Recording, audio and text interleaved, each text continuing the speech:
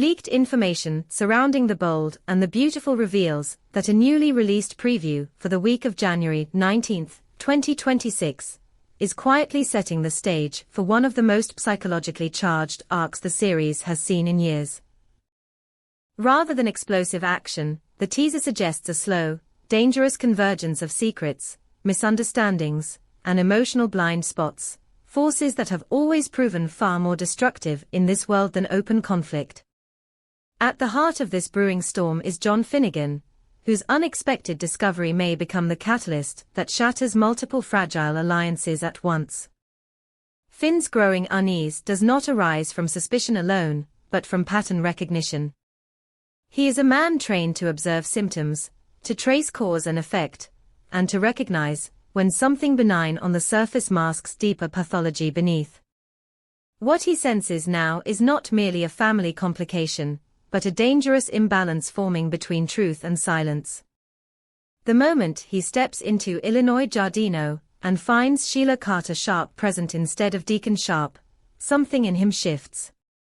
Absence, in this case, speaks louder than presence. It suggests evasion, timing, and a situation carefully curated to prevent confrontation. Finn does not arrive at this moment blindly. Steffi Forrester Finnegan has already confided in him, shaken by what she witnessed between her mother, Taylor Hayes, and Deacon.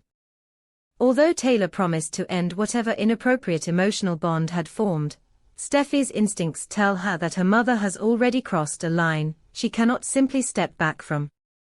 Steffi understands temptation, denial, and emotional dependency all too well, and she recognizes them now in Taylor's behavior. This knowledge lingers in Finn's mind as he observes Sheila, calm, confident, and dangerously convinced of a reality that may soon collapse. When Finn cautiously probes about Taylor's therapy sessions with Deacon, Sheila responds not with doubt, but with reverence.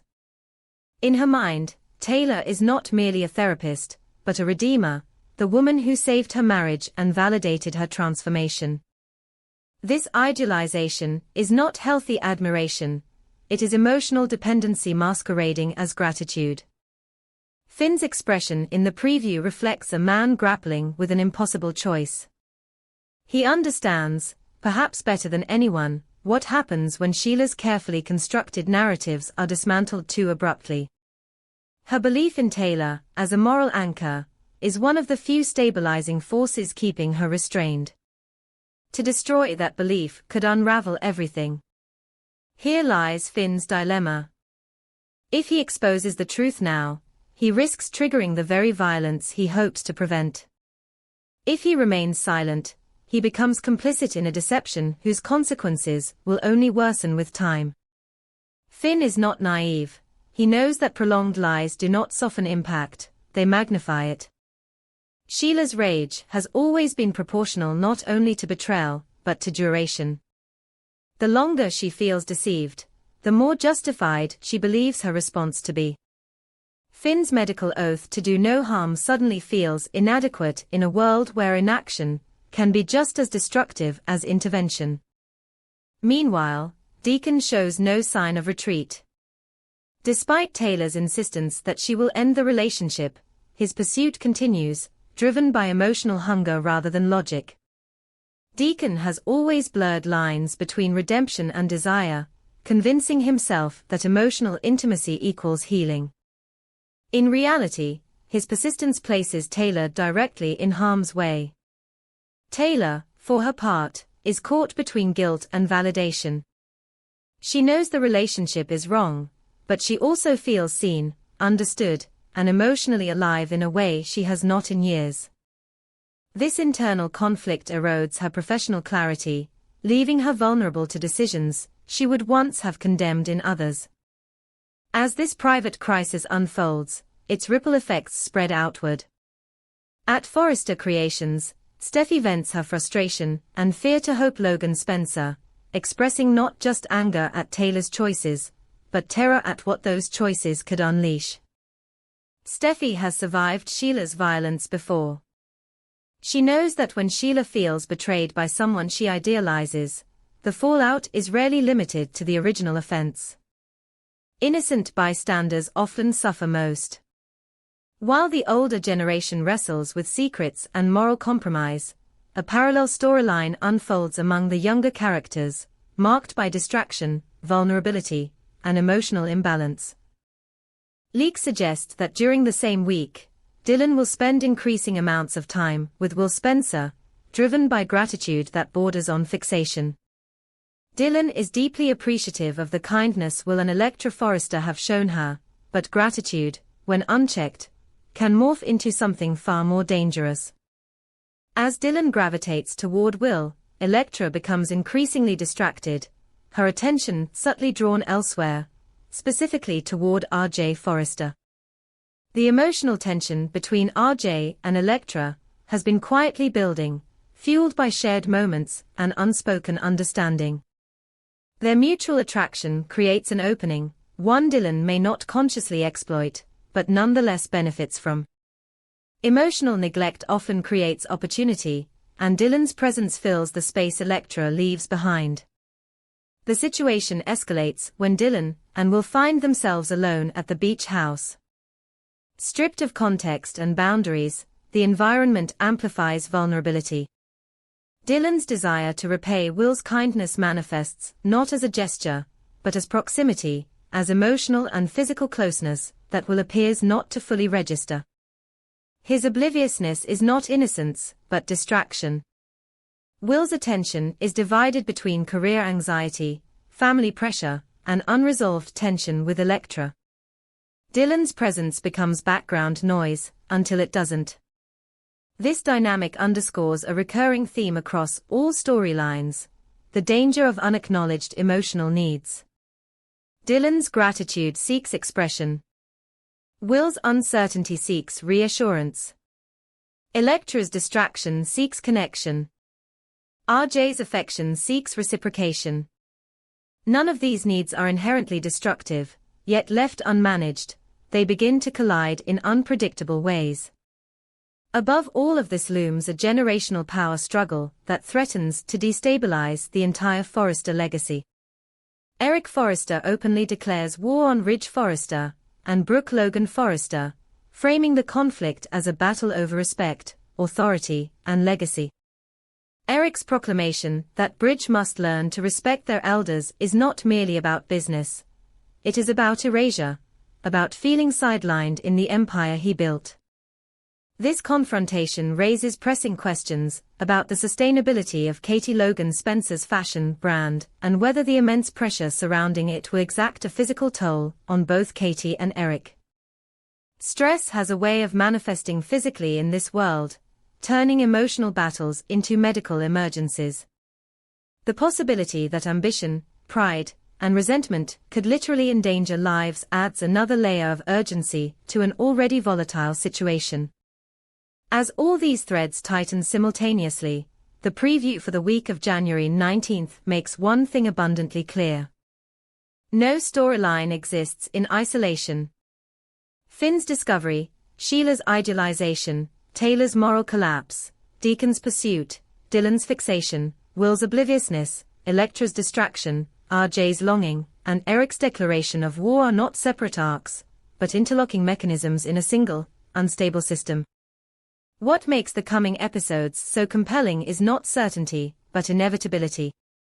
Secrets will surface. Boundaries will break. Someone will make a choice believing they are preventing disaster, only to accelerate it instead. In the world of the bold and the beautiful, the most dangerous moments are not the loud ones, but the quiet ones, when everyone believes they still have time to fix what has already gone too far. And as the week approaches, one truth remains unavoidable. Discovery does not create chaos. It reveals it. The latest revelations from the bold and the beautiful point toward a dangerous turning point, one that feels both inevitable and horrifying in equal measure. For weeks, the atmosphere surrounding Los Angeles has been thick with unspoken tension, with secrets layered upon secrets, and glances carrying meanings too heavy to remain hidden for long. Now, the signs suggest that someone will be hurt, possibly gravely, and all evidence points toward Taylor Hayes as the person standing closest to the edge. The reason is not fate or coincidence, but the slow, reckless convergence of desire, denial, and a woman whose history proves she never forgives betrayal. At the center of this growing storm is Sheila Carter, a woman whose name alone carries the weight of past bloodshed, obsession, and irreversible damage. Sheila does not simply react to pain, she interprets it as justification. When love is threatened, she does not retreat, she retaliates. And sooner or later, she will discover the truth that has been hiding in plain sight. That Taylor, the woman who once treated her, judged her, and survived her, has been secretly entangled with Deacon Sharp, the man Sheila believes belongs to her, emotionally and morally. Taylor's position in this unfolding tragedy is uniquely precarious. As a psychiatrist, she has built her identity on ethics, restraint, and emotional insight. She presents herself as someone who understands the human mind, who guides others away from destructive impulses. Yet in her private life, she has allowed boundaries to erode, convincing herself that emotional intimacy can exist without consequence. Her connection to Deacon may not have begun with physical betrayal, but it is undeniably a violation of trust. Taylor knows Sheila's history. She knows what Sheila is capable of. And yet, she proceeds, perhaps believing that maturity, distance, or professional integrity will somehow shield her from the fallout. But Sheila does not operate on the same moral plane. To Sheila, betrayal is not nuanced. It is absolute. When she eventually pieces together the truth, and all signs indicate she already suspects far more than she admits, the emotional rupture will not be quiet or contained. Sheila has always believed that the world conspires to humiliate her, to take what she loves and disguise the theft as moral superiority. Discovering that Taylor, of all people, has crossed this line would confirm every dark belief Sheila has ever held about hypocrisy and judgment. The question looming over this storyline is not whether Sheila will act, but how. Her past offers chilling precedent. She has shot Forrester, a crime that permanently altered lives and proved that Sheila's rage is not theatrical, it is lethal. That memory alone is enough to make fans fear what comes next. If Sheila was capable of pulling the trigger then, when emotions ran high and consequences were immediate, what might she do now, when resentment has been simmering quietly, growing more calculated by the day? Fan reactions reflect this unease, revealing how deeply the audience understands Sheila's psychology. Some believe her revenge will be swift and cunning, shaped not by impulse, but by planning. Others point out that Sheila has already demonstrated murderous intent in her threats toward Lee Finnegan, suggesting that violence remains very much within her emotional vocabulary.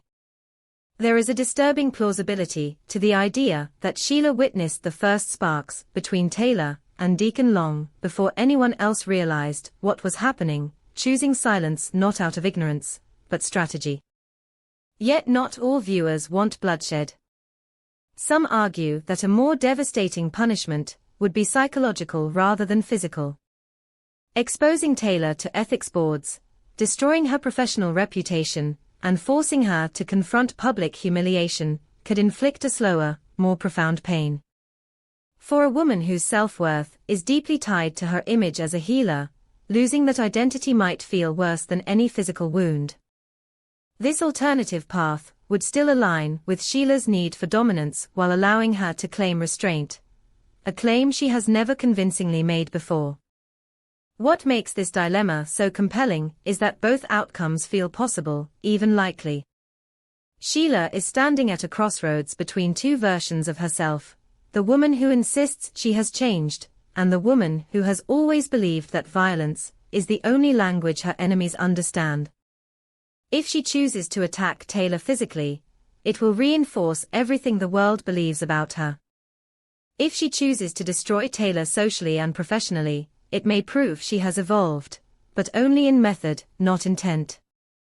Taylor, meanwhile, remains tragically unaware of how close she is to disaster. Her pain, should it come, will not be sudden. It will unfold layer by layer, whether through a bullet, a public scandal, or the slow collapse of everything she believes herself to be. The irony is cruel. Taylor has spent her life helping others navigate trauma, yet she may soon find herself powerless against her own. Some fans even express a desire for Taylor to leave entirely, to retreat to Europe with her heartbreak intact, suggesting that her presence has become more divisive than healing. Whether fair or not, this sentiment underscores how polarizing her role has become in this narrative. As speculation intensifies, one truth becomes increasingly clear. Sheila does not forget. She does not let go. And she does not lose. Whether she chooses violence or manipulation, her response will reshape the lives of everyone involved. The past has shown that when Sheila feels cornered, someone always pays the price. The only uncertainty lies in who that will be this time, and how far Sheila is willing to go before stopping herself, if she stops at all. For now, viewers can only watch as tension tightens, as glances linger too long, and as Sheila edges closer to certainty. The calm that surrounds Taylor is deceptive, a fragile illusion that could shatter in an instant. History suggests that when Sheila Carter decides to act, the consequences are never temporary, never small, and never forgotten. The question is no longer if someone will be hurt, but whether anyone can stop the damage once it begins.